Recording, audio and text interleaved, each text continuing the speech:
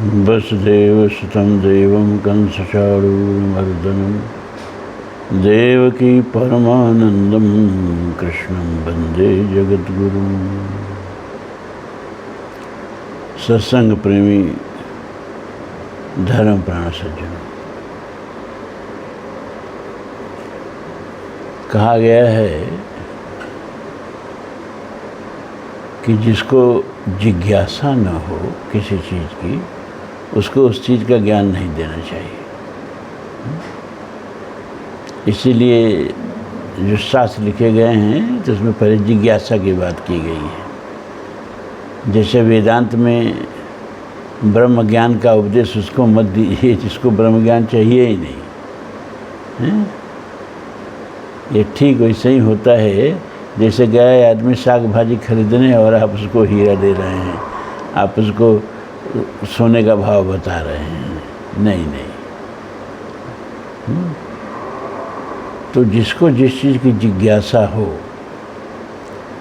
पार्वती को राम कथा की जिज्ञासा रही तो शिव जी ने राम कथा उनको सुनाई। मानस में लिखते हैं कि अति आरत पूछो सुरराया, रघुपति कथा करो कर दाया। अति आरत, कथा सुनने के लिए आर्त हो गई हैं पार्वती जी। यहाँ जिज्ञासा का ही एक रूप है। अब जिज्ञासा जब बड़ी घनीभूत हो जाए तो आर्त हो जाती है। अति आरत पूछो सुरराया, तो शिव जी ने पार्वती को कथा कही। और कथा सुन के पार्वती जी ऐसा नहीं कि संतुष्ट हुई।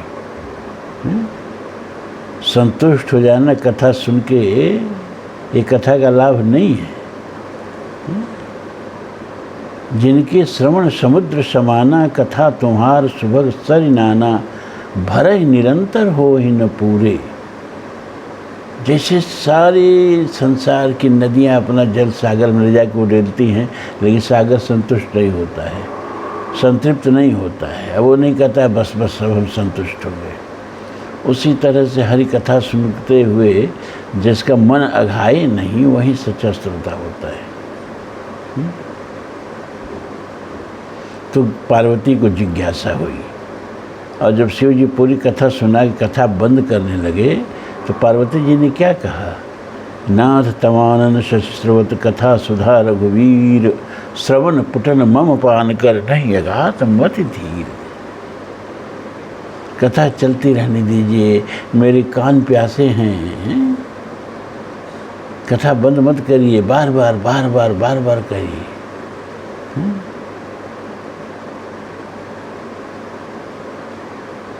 तो जितने देखिए, वेद व्यास जी ने कहा कि ब्रह्म ज्ञान किसको दो भैया? जिसको ब्रह्म ज्ञान की जिज्ञासा हो। इसीलिए ब्रह्म सूत्र का पहला सूत्र उन्होंने लिखते हैं, अथातो ब्रह्म जिज्ञासा। जिसको ब्रह्म जिज्ञासा हो भाई वही ये पुस्तक छुए, नहीं तो मत छुए, चला जाए बगल से। जैमिनी जो हैं मीमांसा शास्त्र में पहला सूत्र क्या देते हैं? अथातो धर्म जिज्ञासा। जिसको धर्म के बारे में जानना हो तो ये पुस्तक छुए, ये शास्त्र छुए, नहीं तो फिर किनारे से निकल जाए। उसी तरह से बड़ा अच्छा लगा कि हम अपने इस सत्संग समिति का जिसको प्रमुख बनाए हैं संत जी, उन्होंने गीता के कर्म योग के बारे में जिज्ञासा प्रकट की कि इस कर्म योग को कहिए।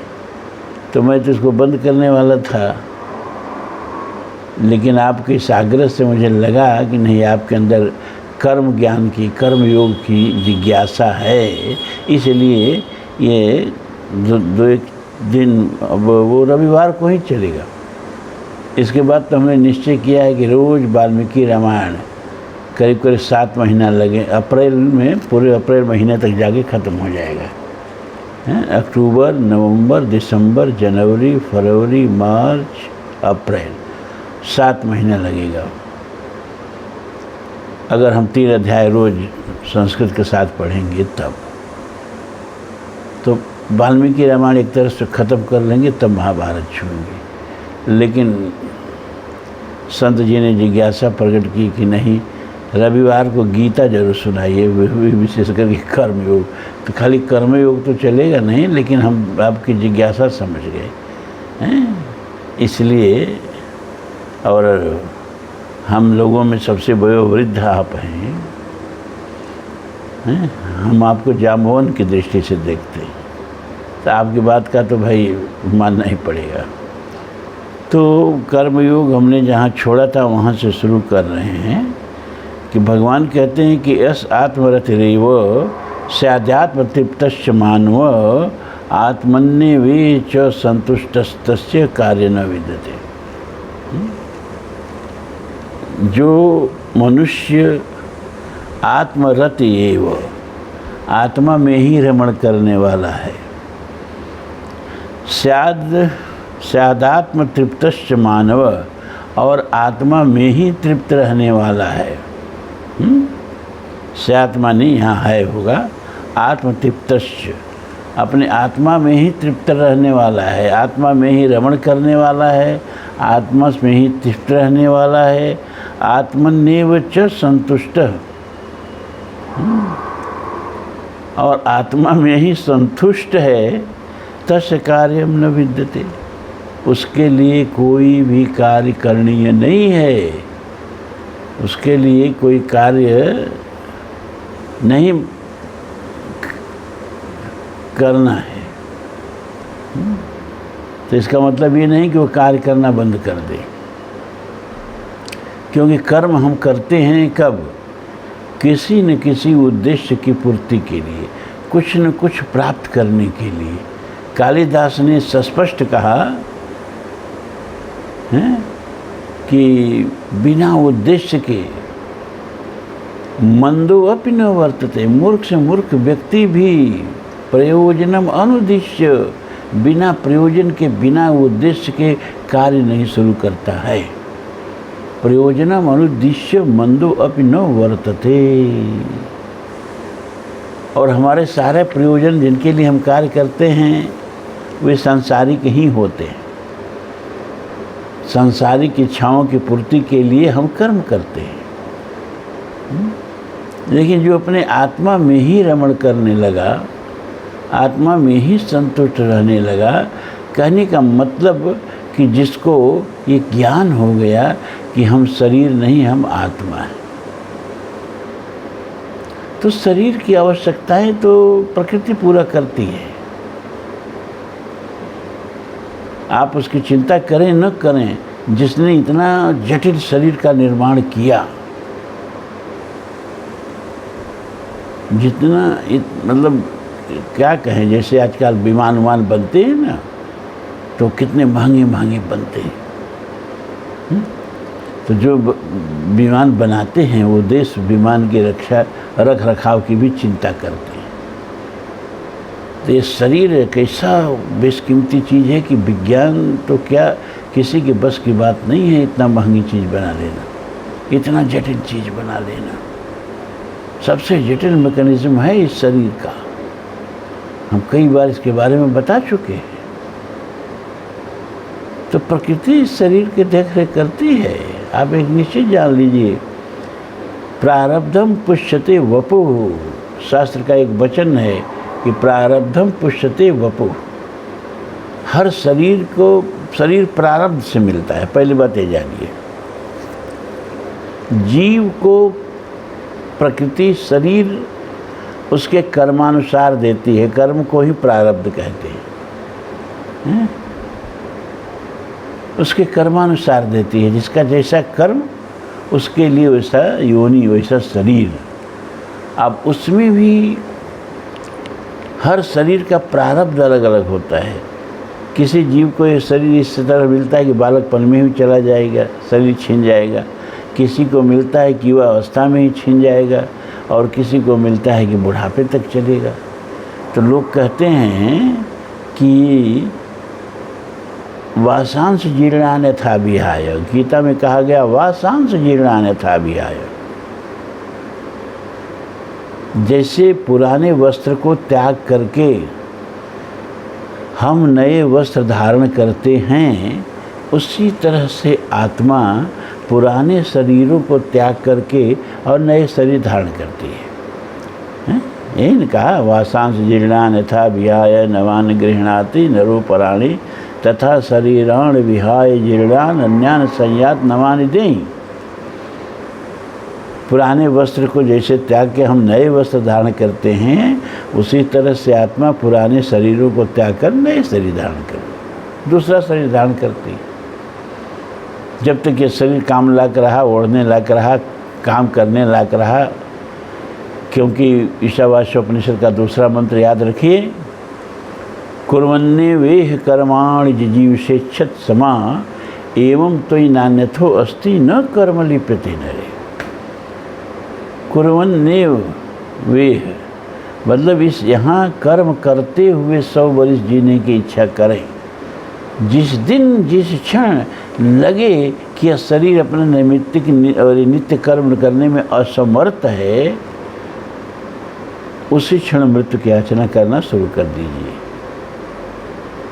शरीर को ढोने का कोई प्रयोजन नहीं है कंधे पर लाद के, शरीर के कंधे पर बैठ के चलने का हमारा कार्य है। शरीर को लाद के ढोने का नहीं है। जिस दिन शरीर को ढोना पड़ जाए उसी दिन मृत्यु की आकांक्षा करनी चाहिए, नहीं तो कर्म करते हुए 100 वर्ष जीने की इच्छा करनी चाहिए। तो कोई भी कर्म हम किस लिए करते हैं?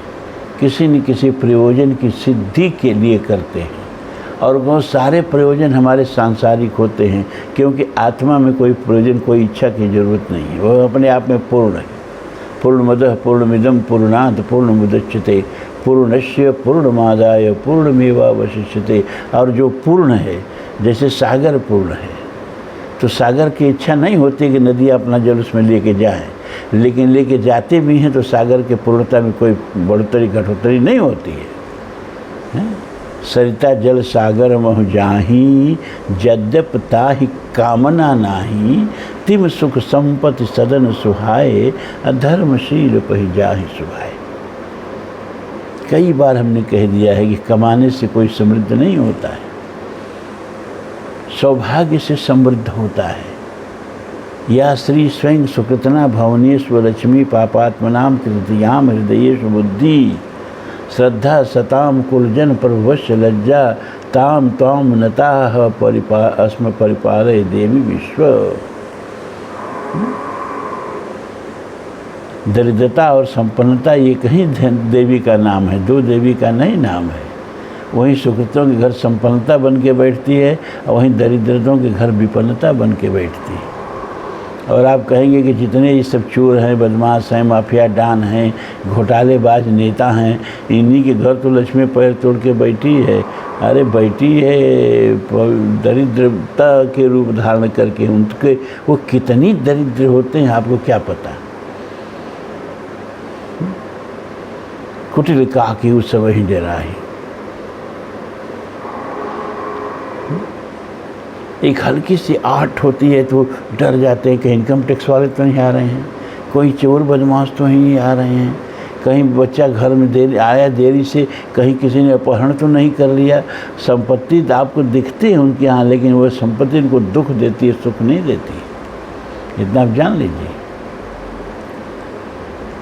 तो जो आत्मा में ही संतुष्ट हैं, मतलब ये समझ गए हैं कि ये शरीर जो है ये प्रकृति का है, और जिसने इतना महंगा यंत्र तैयार किया है इस मंत्र के देख रेख वो करेगा और करता है। जब आप सो जाते हो, कहते हैं, विज्ञान कहता है कि शरीर की पूरी ओवरहालिंग, जैसे कि दिन भर बस चले और शाम को ले जाके ड्राइवर क्या करता है कि उसको कारखाने में खड़ा कर देता है बस के, और बस में जो भी गड़बड़ी उबड़ी रहती है वो सब ठीक करता है, फिर सुबह लेकर के चल देता है।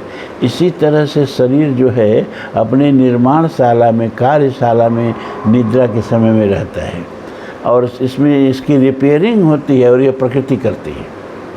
ये वैज्ञानिक बात आपको बता रहे हैं। इसीलिए जब सुंदर नींद आती है तो आदमी सुबह फ्रेश होकर के उठता है, स्फूर्तिमान होकर के उठता है। क्यों? क्योंकि सारा नट बोल्ट जो ढीला था उसको निद्रा में प्रकृति ने ठीक ठाक कर दिया। सारा दिन भर की थकावट, दिन भर का तनाव, दिन भर की कुंठा सब निद्रा ने समाप्त कर दिया और वह ऊर्जा दे दी कि फिर आदमी ये सब झेलने के लिए तैयार हो जाए। तो जो खाते आप हो, जो पचा रहा है, जो पचा करके और उसको रक्त में बदल करके, मांस में बदल के, मेद में बदल के, अस्थि में बदल के, मज्जा में बदल के, शुक्र में बदल के, तेज में बदल के, शरीर की ऊर्जा में बदल दे रहा है प्रकृति। वह प्रकृति ये जो शरीर दिया है ना, इस शरीर का देखभाल करती है। जो यह समझ लेता है कि यह शरीर प्रकृति का है और मैं ईश्वर का हूँ। यह शरीर जो है यह चेतन की विजातीय है और आत्मा जो है चेतन की सजातीय है। सजाती से सजातीय मिल जाता है, सजातीय और विजातीय कभी नहीं मिल पाते हैं। तेल और पानी कभी नहीं मिल पाता है। तो जो अपने आत्मस्वरूप को पहचान लिए हैं और हमें किसी न किसी कर्मों के विपाक के रूप में, कर्मों के परिणाम स्वरूप ये कारागार हमको मिला है, प्राकृतिक कारागार मिला है, जो ये समझ करके और अपने उस कर्मों के विपाक को, कर्मों के वेग को समाप्त होने तक इस शरीर को छोड़ने का इंतज़ार करते हैं और अपने आत्मस्वरूप में ही स्थित रहते हैं, उनके लिए किसी कार्य की कोई अपेक्षा ही नहीं होती है। क्यों? कुछ चाहिए ही नहीं। जा ही न चाहिए कबहु कुछ तुम सन सहज सनी। लेकिन ठहरिए, इसका मतलब ये नहीं कि वो हाथ पर हाथ धके बैठ जाए। अगले में भगवान कहते हैं न तैव तस्य कृतेनार्थो, नैव तस्य कृतेनार्थो, न कृते नेह कश्चन, न चास्य सर्वभूतेषु कश्चित् अर्थ व्यपाश्रय। उस महापुरुष का जिसने अपने को पहचान लिया है और जिसने इस शरीर को भी पहचान लिया है, जिसने इस शरीर में जड़ चेतन ही ग्रंथ पड़ गई, जो जड़ चेतन आपस में मिल गया है, जड़ ग्रंथि बन गई है, इसमें उसने चेतन को और जड़ को अलग अलग समझ लिया है और चेतन को अपना स्वरूप समझ करके ये जड़ प्रकृति को अपना बंधन समझ लिया है। उस आत्म तत्वज्ञ पुरुष को विश्व में न तो कर्म करने से कोई प्रयोजन रहता है और न कर्म न करने से ही कोई प्रयोजन रहता है। न चस्य न च अस्य न चास्य सर्वभूतेषु कश्चित् अर्थ व्यपाश्रय। और न तो उसको किसी भी प्राणियों में कोई भी अर्थ माने स्वार्थ रहता है। जो अपने आत्मस्वरूप में ही स्थित हो गया है, उसको न तो कर्म करने से ही कोई प्रयोजन है और न कर्म करने से ही कोई प्रयोजन है। क्योंकि कर्म तो होता ही है, न चाहो तब भी होगा। न कश्चित् क्षणमप जात तिष्ठत कर्मकृत कार्यते हवशः कर्म सर्व प्रकृति जैर गुणे। इसलिए वो प्रकृति के गुणों से लड़ता नहीं है। ये शरीर तो पूरा का पूरा प्रकृति है, प्रकृति के गुणों से बनी है और गुणों का संक्रमण इसमें चल रहा है। तो इसमें तो कर्म, ये तो शरीर में जितनी कोशिकाएं हैं और उन कोशिकाओं में जितने कर्म होते हैं, अगर उसके लिए एक एक कोशिका का एक एक प्रयोगशाला का रूप दिया जाए, यानी एक कोशिका में जितना काम होता है उसके लिए प्रयोगशाला बना जाए, तो एक आदमी के शरीर की कोशिकाओं से सारी पृथ्वी भर जाएगी और तब भी कुछ कोशिकाएं शेष रह जाएंगी। इतना बड़ा ये संयंत्र है। आप चाहें न चाहें, ये संयंत्र जब तक है, जब तक इस शरीर का प्रारब्ध है, मतलब जब कर्मों के वेग से ये शरीर मिला है, और जब तक कर्मों का वेग शांत नहीं होगा शरीर शांत नहीं होगा। मैंने कहा था ना कि वासांश जीर्णान था विहाय, तो कुछ लोग कहते हैं यहाँ तो भगवान गलत बोल रहे हैं। क्या गलत बोल रहे हैं भाई? कि जब पुराने वस्त्रों से शरीर की तुलना दे रहे हैं कि जैसे पुराने वस्त्र धारण करके हम नए वस्त्र धारण करते हैं, वैसे ही जीवात्मा पुराने शरीरों को त्याग करके नए शरीर धारण करता है। लेकिन यहाँ तो बच्चों को भी मरते हुए देखा जाता है, युवाओं को भी मरते हुए देखा जाता है। तो ये पुराना शरीर त्यागने वाली बात तो यहाँ फिट नहीं बैठती है।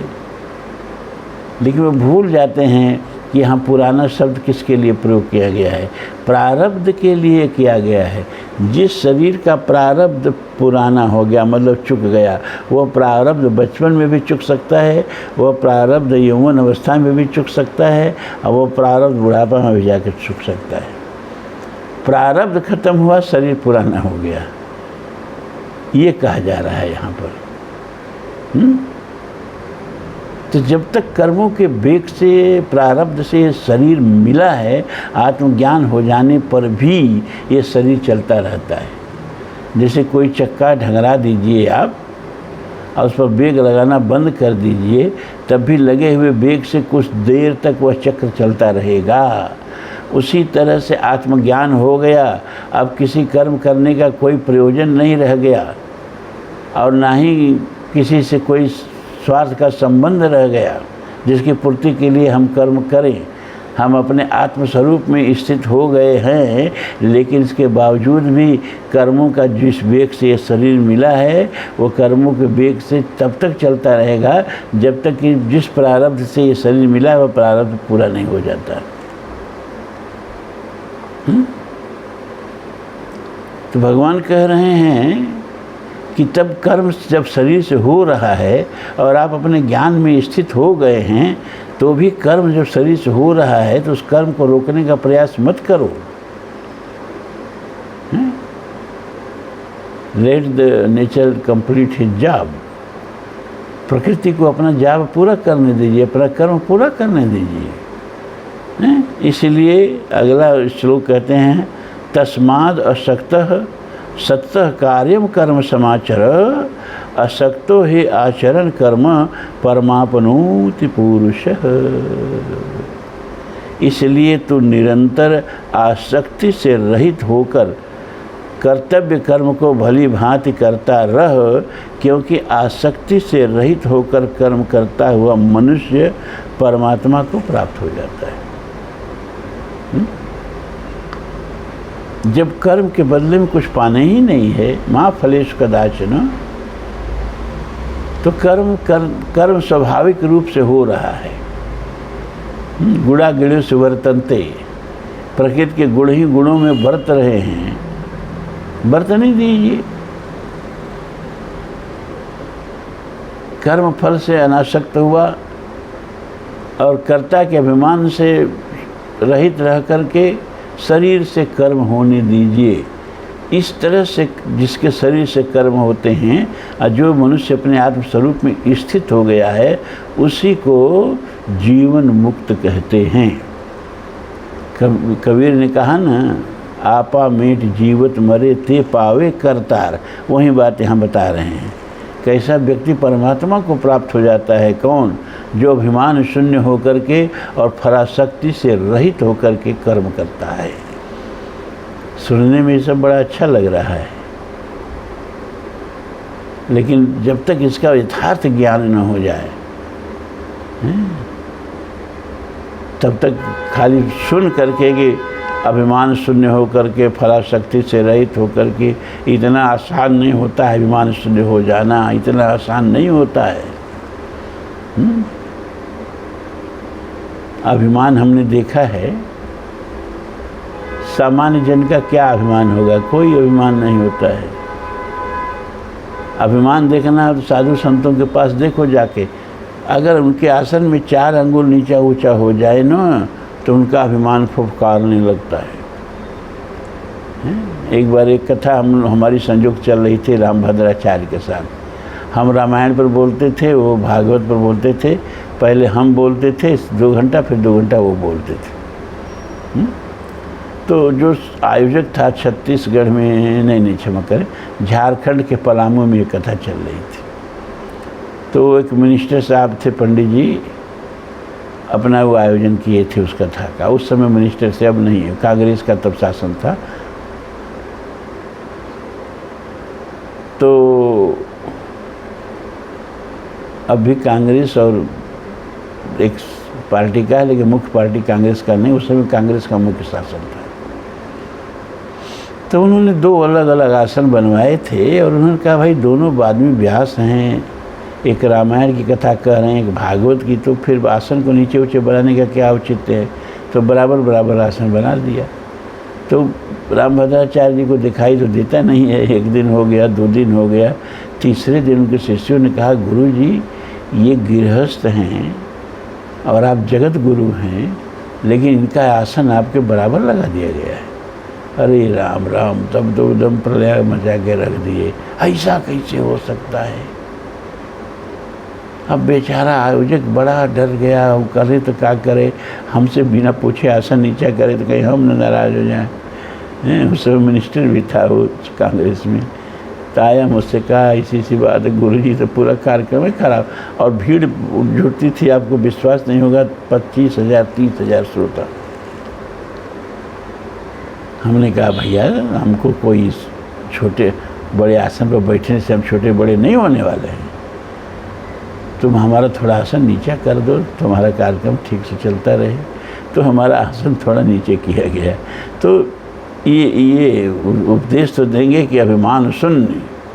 तुलसी लिखते हैं कि कबहू को हाँ यह रह नहीं रहूँगो, श्री रघुबीर कृपालु कृपाते साधु स्वभाव गहूँगो। क्या होता है साधु स्वभाव भैया? कि विगत मान सम शीतल मन, सुख दुख सम बुद्धि सहूँगो। परुष वचन अति दुसह श्रवण सुनी, तेई पावक न दहूँगो। विगत मान साधुओं की पहली पहचान कि उसमें अभिमान शून्य होना चाहिए। लेकिन कितना बड़ा अभिमान इनके अंदर होता है भगवान।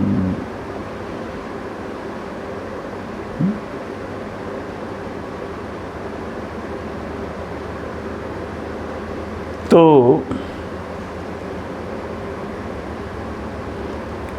अभिमान शून्य कहना आसान है, होना बहुत कठिन है।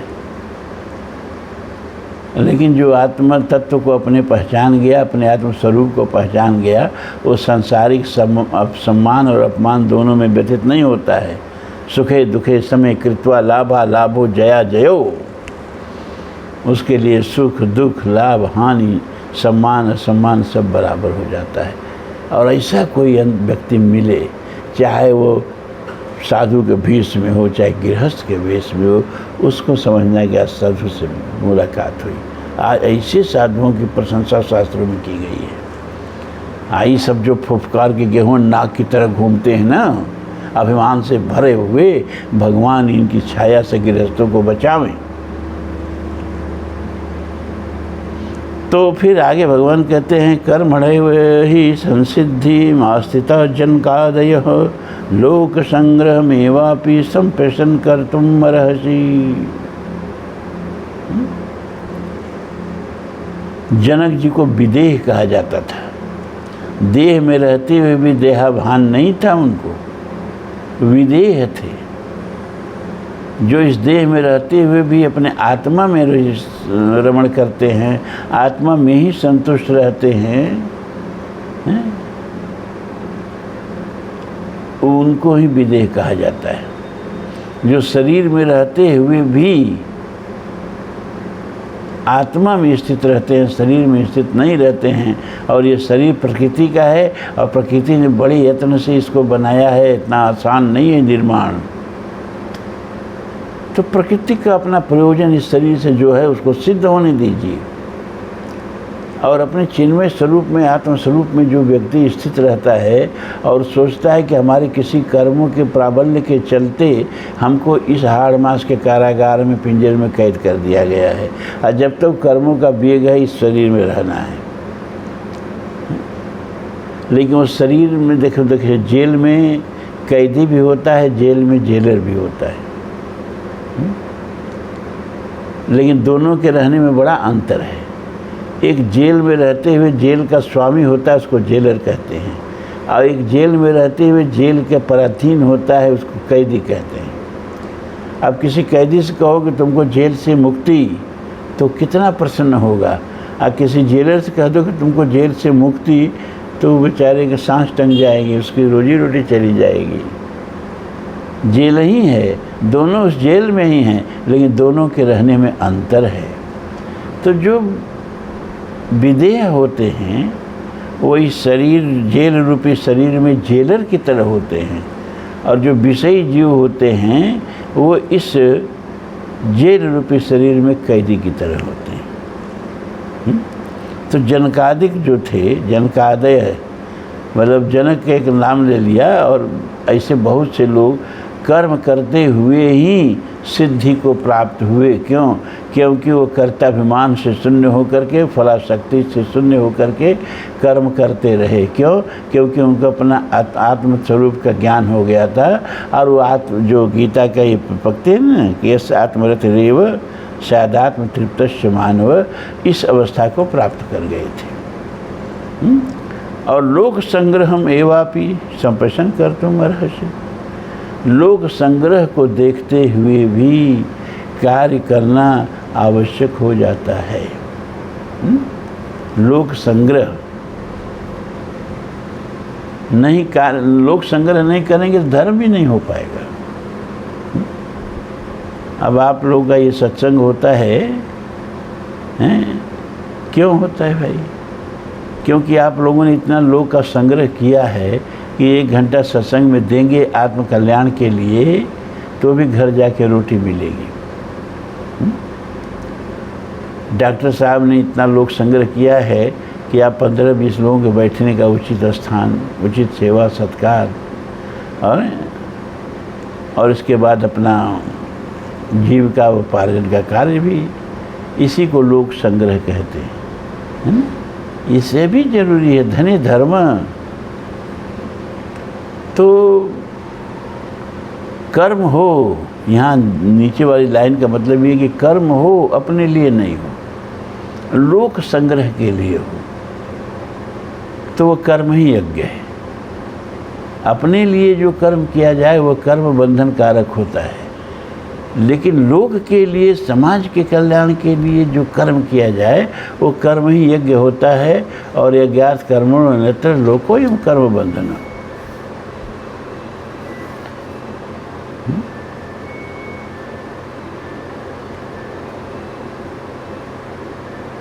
तो अब आज यहीं इतना रहने दे रहे हैं, क्योंकि ये बड़ा गंभीर प्रकरण है।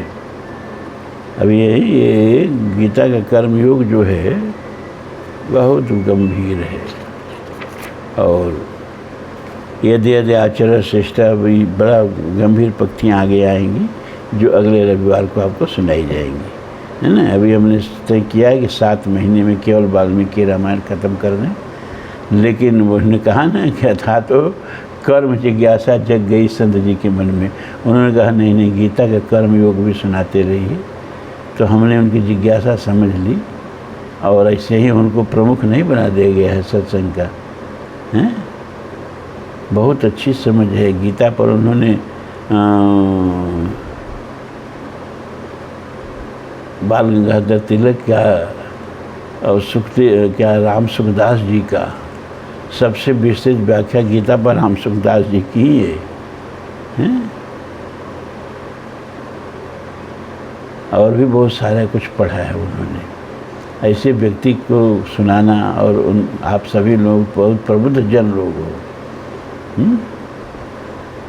तो अपनी वाणी सफल हो जाती है आप जैसे लोगों के साथ गीता पर कुछ बोल के।